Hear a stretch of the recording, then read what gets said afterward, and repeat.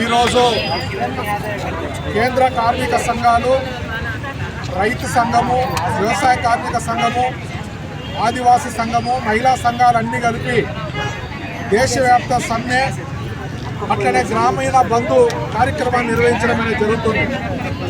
ఇందులో భాగంగానే ఈ చెన్నూరు పట్టణంలో అంగన్వాడీలు, మధ్యాహ్న భోజన కార్మికులు, ఆశా వర్కర్లు, గ్రామ పంచాయతీ వర్కర్సు, ఐకేపీ వివోలు, ఆదివాసీలు, మత్స్యకారులు, అట్లనే ఇళ్ల స్థలాల కోసము, ఇందిరమ్మ ఇళ్ల కోసం పోరాటం చేస్తున్నటువంటి ప్రజలందరూ కూడా ఈ చెన్నూరు పట్టణంలో భారీ ర్యాలీ నిర్వహించడం అనేది జరిగింది.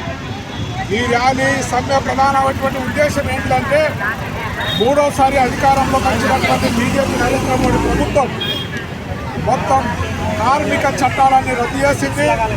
4 లేబర్ కోడ్లు తీసుకొచ్చింది.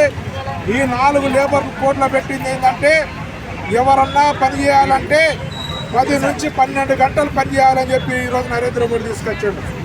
మరి వేతనం ఎంత ఇస్తామంటే వేతనానికి భద్రత లేదు, పనికి భద్రత లేదు. అందుగురించే ఈ విధానాలు తప్పు, దీన్ని రద్దు చేసుకోమని చెప్పి ఈరోజు కార్మిక వర్గం పోరాటం చేస్తుంది.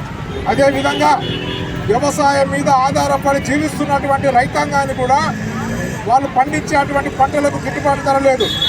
మార్కెట్లో చూస్తే ఎరువుల ధరలు విపరీతంగా పెరిగిపోయినాయి. పంటలు చేతికి వస్తే ఆ పంటలు కొనే దిక్కు లేదు.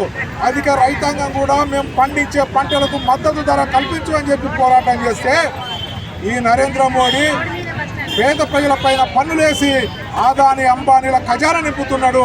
అందుకే కార్మిక వర్గము, దేశ ప్రజలు ఈ నరేంద్ర మోడీ బీజేపీకి తగిన గుణపాఠం చెప్పడం కోసము ఈరోజు ఈ కార్యక్రమాన్ని, సమ్మెను, ర్యాలీని కొనసాగిస్తున్నాము.